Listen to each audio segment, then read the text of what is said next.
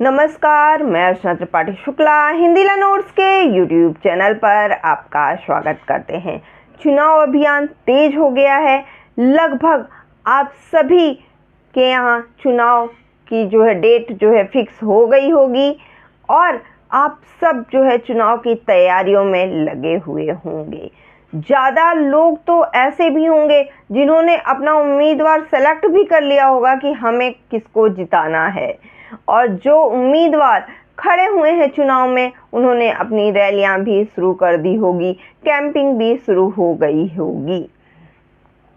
इसी के बीच में जो सबसे महत्वपूर्ण जानकारी होती है वह मैं आपसे साझा करने जा रही हूँ, यानी कि नोटा क्या होता है।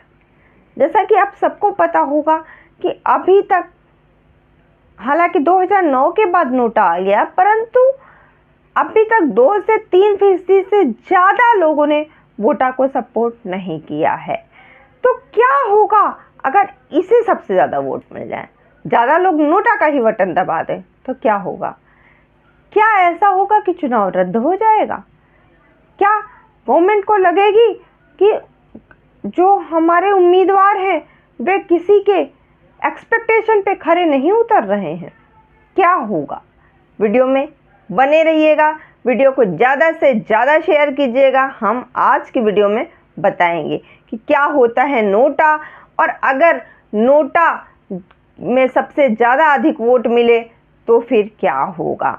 आपको बता दें कि चुनाव के दौर में क्या होता है, वोट डालते समय आपको ऐसा कभी कभी लगता है ना कि कोई भी उम्मीदवार सही नहीं है, तो ऐसे में आपको नोटा का बटन दबा करके आपको अपना विरोध दर्ज करना होगा।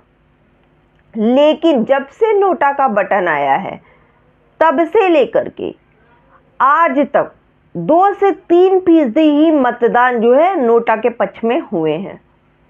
लेकिन क्या होगा कि अगर इसी नोटा को सबसे ज़्यादा वोट मिल जाए तो क्या चुनाव रद्द हो जाएगा? क्या दोबारा चुनाव होगा? तो आज की वीडियो बस इसीलिए है कि क्या होता है नोटा, और अगर इससे को सबसे ज़्यादा वोट मिले तो क्या होगा। क्यों पड़ी नोटा की ज़रूरत? नोटा की लाने की क्या आवश्यकता पड़ गई? तो हमें पता है कि जब तक देश में नोटा की व्यवस्था नहीं थी तब क्या होता था कि चुनाव में अगर किसी को लगता था कि उसके अनुसार जो कोई उम्मीदवार है वे नहीं है, कोई उम्मीदवार उसके एक्सपेक्टेशन पे खड़ा नहीं उतर रहा है, वे वोट डालने ही नहीं जाता था। और इस तरीके से वोट जाया हो जाते थे। ऐसे में जो मतदान का अधिकार है उसका प्रयोग नहीं हो पाता था, लोग उससे वंचित रह जाते थे। साल 2009 में चुनाव आयोग ने सुप्रीम कोर्ट को नोटा का विकल्प उपलब्ध कराने के लिए अवगत कराया था। ऐसे में क्या हुआ कि सुप्रीम कोर्ट ने नोटा का विकल्प लाने के लिए सुझाव उसको एक्सेप्ट किया। अब नोटा का मतलब क्या होता है, तो आपको बता दें, नोटा का फुल फॉर्म होता है नन ऑफ द एबव, यानी कि इनमें से कोई नहीं। 10 लोग खड़े हैं परंतु आपको इन 10 लोगों में से कोई समझ में नहीं आ रहा है, आपको लगता है कोई हमारे एक्सपेक्टेशन पे खरा नहीं उतरेगा, आप नन ऑफ द एबव दबा दीजिए, इनमें से कोई नहीं। अब आपके मन में सवाल आएगा कि नोटा क्या होता है, ये तो हम जान गए, परंतु नोटा आया कब? क्या यह हमारे देश में ही है या अन्य देशों में भी है? तो आपको बता दें कि नागरिक अधिकार संगठन यानी कि People's Union of for Civil Liberties ने भी नोटा का समर्थन करते हुए एक जनहित याचिका दायर की थी, और उसके बाद में 2013 में न्यायालय ने मतदाताओं को नोटा का विकल्प देने का निर्णय किया था। जो ये याचिका है वह 2009 में दायर हुई थी। 2013 में न्यायालय ने मतदाताओं को नोटा का विकल्प देने का निर्णय लिया था, और इस प्रकार से ईवीएम में एक नया विकल्प शामिल हो गया है जो कि नोटा है। नोटा का विकल्प उपलब्ध कराने वाला जो भारत है ये विश्व का 14वां देश है। आपको बता दें कि 13 देश इससे पहले भी नोटा का विकल्प दे चुके हैं। तो ऐसा नहीं है कि नोटा पहली बार आया है। 13 ऐसे देश हैं जिन्होंने नोटा का विकल्प जो है वह पहले ही दे चुके हैं। भारत में सबसे पहले जो नोटा का विकल्प है वह 13 देशों से मतदान के समय जनता के लिए उपलब्ध रहता, यानी कि इसमें अमेरिका है, कोलंबिया है, यूक्रेन है, रूस है, बांग्लादेश है, ब्राज़ील है, फिनलैंड है, स्पेन है, फ्रांस है, चिली है, स्वीडन है, बेल्जियम है और ग्रीस है। इस तरीके से 13 ऐसे देश हैं जो पहले ही नोटा का विकल्प ला चुके हैं। 14वां देश जो है वह भारत है।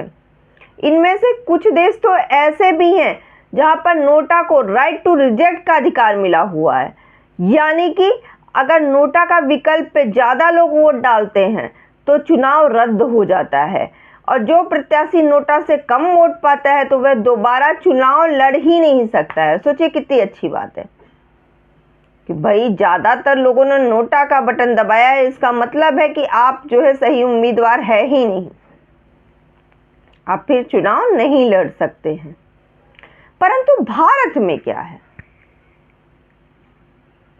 तो भारत में नोटा को अधिक वोट मिलने पर क्या चुनाव रद्द हो जाएगा? जी नहीं, भारत में ऐसा नहीं है, क्योंकि भारत में नोटा को राइट टू रिजेक्ट का अधिकार प्राप्त नहीं है।